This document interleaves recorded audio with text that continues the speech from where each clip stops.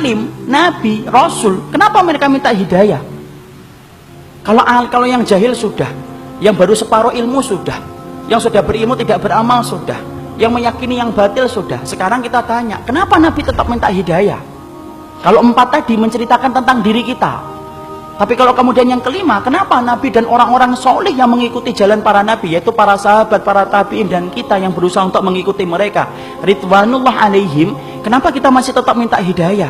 Karena belum tentu apa yang antum dapatkan kalau sudah benar itu menjamin antum itu meninggal dalam keadaan itu. Kita apa pernah menjamin bahwasanya kita akan mati husnul khatimah dalam keadaan iman? Siapa yang menggaransi iman kita? Tidak ada. Minta hidayah supaya Allah itu memberikan istiqomah setelah kita dapat ilmu yang benar. Bukankah Allah menunjukkan lembaran-lembaran kehidupan sejarah, banyak orang yang mereka itu bertabur iman di awal kehidupan, tetapi mereka matinya murtad. Bal'am bin Ba'urah, apa kurangnya Bal'am bin Ba'urah? Hidup pada zaman Nabi Musa, di mana doanya dikabulkan oleh Allah setiap waktu-waktu yang sempit dan terdesak. Sampai Malik bin Dinar berkata, "Kana mujabud da'wah fi syada'id." Kalau sudah bicara tentang Bal'am bin Ba'urah, Masya Allah, doanya selalu dikabulkan oleh Allah dalam keadaan genting. Kata Malik bin Dinar rahimahullahu ta'ala ketika menafsirkan surat Al-A'raf 175. Tapi matinya murtad. Rajal Unfuah, sahabat Nabi, dipuji oleh Abu Bakar, dipilih oleh Abu Bakar untuk menjadi delegasi sunnah, mendakwahkan kepada Musailamah al-Kadzdzab. Matinya beriman, murtad. Ubaidillah bin Jahsy yang pernah menyelamatkan kehidupan agamanya sampai ke Habasyah. Ketika Nabi masih di Mekah, ikut di dalam hijrah yang pertama, hijrah yang kedua ke Habasyah. Beriman? Tidak, murtad di Habasyah. Kecintaannya minum khamr menjadikan dia murtad. Seorang muadzin yang diceritakan oleh Imam Qurtubi, murtad ketika kemudian tergiur dengan pesona seorang wanita yang dia lihat ketika adzan di tempat yang tinggi. Orang dulu ketika adzan naik ke tempat yang tinggi, melihat seorang wanita begitu cantik turun, ini gentle dia ini. Turun, dia katakan dia cinta sama wanita itu. Wanita itu berkata, "Tidak bisa kamu ini, nerima kamu, karena kami Nasrani dan kamu Muslim." Loh, dengan apa saya bisa diterima? Berpindah kepada Nasara. Pindah, ikhwan. Murtad, meninggalnya di hari dia meninggal dunia. Akan mencampuri istrinya, naik ke atap, kemudian jatuh. Belum sempat mencampuri wanita yang menjadikan dia murtad. Siapa yang menjamin? Ini yang kemudian kita khawatirkan. Minta terus hidayah.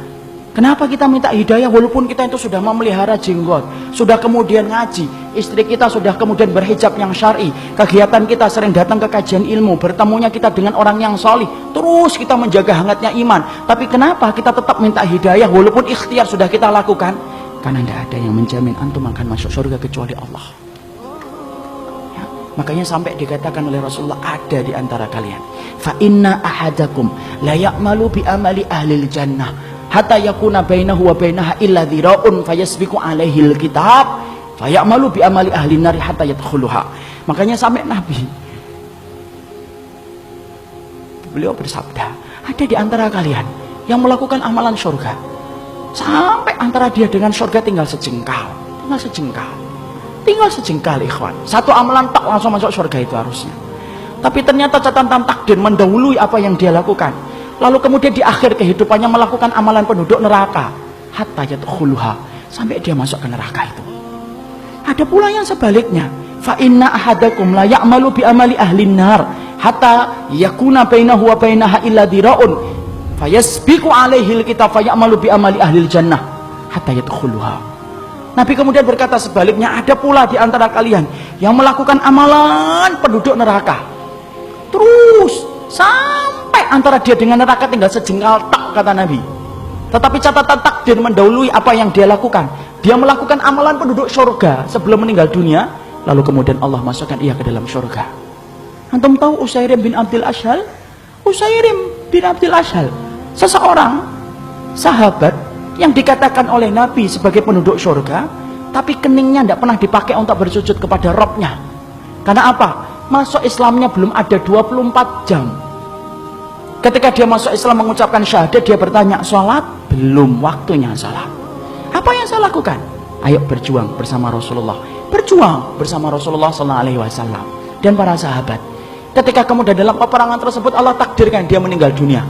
Ketika meninggal dunia, Maka rame para sahabat membicarakan tentang Usairim bin Abdul Asyhal. Sampai Abu Hurairah berkata, inilah penduduk surga yang belum pernah menempelkan keningnya untuk mencium bumi bersujud kepada Allah.